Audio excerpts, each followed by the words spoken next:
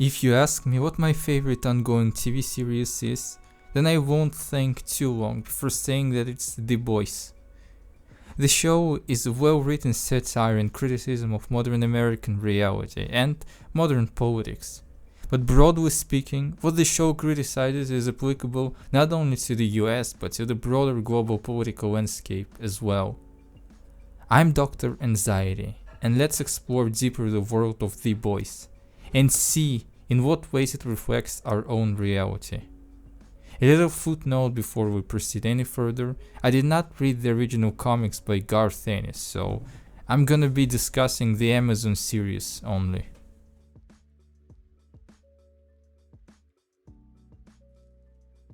In the world of The Boys, what is the biggest and most influential organization in America? And, by extension, in the whole world? It seems like VOT managed to monopolize the entertainment entirely, from the movie industry to TV news, and even to fast food. What is the satire of the corporate side of America? What is a monstrous mega corporation which simultaneously represents a lot of real-life corporations? McDonald's, Disney, Fox News, and, ironically, Amazon itself. What is a huge money-making machine that pretends to care about human rights and liberal values just to lure people into their theme parks and into buying their merchandise? The analogy to Disney with its theme parks is pretty obvious. At the same time, VOT spends billions of dollars spreading right-wing propaganda on their TV channel, which is called VNN. The name of the channel is a parody of CNN, but it copies the aesthetics and narratives of a far-right channel, Fox News. The main host of the channel, named Cameron Cole, is a direct allusion to Tucker Carlson. But by far the biggest asset that VOT possesses is their superheroes. The release of the first season, probably intentionally, coincides with the peak of popularity of comic book films, caused by Marvel Cinematic Universe. In the Marvel Universe, superheroes are almost exclusively noble warriors, who, despite having lots of inner demons like Tony Stark, still manage to overcome their negative side and do the right thing to protect people. But superheroes in The Boys are absolutely nothing like that. They're just money and power-hungry celebrities who absolutely do not care about saving anybody's lives. Everything they do is not real. It's all fake, carefully orchestrated by VOT. Irony is that superheroes actually possess powers that they could use to save people, but they either care only for fame and money, or are completely terrified by VOT. That doesn't allow them to do anything outside the script.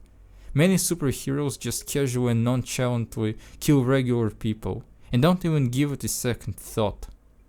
VOT created a superhero movie franchise which they called VOT Cinematic Universe, a clear allusion to the Marvel Cinematic Universe. The main VOT superhero and the main villain of the show is Homelander. In the last 2 seasons, Homelander clearly became an allusion to Donald Trump. If you have doubts, Homelander uses the slogan "Make America Super Again", a clear allusion to Trump's infamous "Make America Great Again" slogan, which he made an integral part of his campaign. Homelander, despite the image of an all-American hero created by VOT, is an unhinged psychopath who uses American nationalism to rally people in support of him. In the 4th season, Homelander completely takes his mask off and goes full against the so-called woke culture. In the end of season 3, Homelander literally lasers the person, but instead of horror, he meets support by his fan base, which is ready to cheer for a murderer. This, and getting away with the murder, emboldens Homelander, and he truly reveals who he actually is. By the end of the season, Homelander wins and takes over the country. He starts persecuting people who oppose his regime. Homelander literally planned to use the vast American prison system to put unwanted people in prisons, just like in concentration camps. This all sounds and feels like a warning about the so-called Project 2025, which is the Republican idea of turning America back into a deeply conservative religious country where abortion and gay rights should be illegal. The fourth season actually plays a lot around abortion, as abortion is used by right-wingers to discredit Starlight's peaceful movement against Vought and against Homelander. And because of Sage's smart calculation, peaceful protest turns into a violent massacre, which Homelander further uses to instigate fear and hatred against Starlight and her supporters. Homelander is one of the best characters currently on television, and a huge part of that is Anthony Starr's absolutely impeccable performance. I'd especially like to highlight the brilliance of Starr's subtle acting. Even the most insignificant gestures make him feel absolutely intimidating due to Starr's body language. But here I would like to focus more on the writing. Homelander is essentially a tragic character. He didn't have parents as he was literally raised in a laboratory by a team of scientists. Homelander was just an experiment for them, and as he was growing up he was treated like a lab rat, going through all sorts of horrible experiments. It is not surprising that Homelander became evil, but the pure tragedy of the situation is that John, which is Homelander's name as we learn in season 4, hasn't always been an evil narcissistic person. He genuinely believed he was a good hero and was trying to save people, at the beginning at least.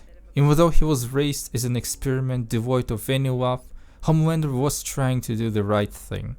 But the atmosphere of complete impunity convinced him that there are no consequences to his actions whatsoever. Eventually he grew to realize that he can actually do absolutely anything, which led him to believe that he is a superior being. He doesn't believe in racial superiority like Stormfront, because he thinks he alone is above everyone and everything. Homelander is just a product of his surroundings. He embodies everything that is wrong with America. Irrational nationalism that borders fascism, a lot of propaganda, poor education, a lot of people susceptible to all sorts of propaganda due to lack of quality education and critical thinking, and general toxicity of the political atmosphere. Big corporations that seek to control almost every single aspect of our lives. As we can witness, everything portrayed in this show is not far-fetched and not too far from the reality that we all exist in. The Boys is good satire, and a good warning. The fourth season might not be exactly the best, but it perfectly sets up the next and final season. Let's just hope that reality will be better than fiction.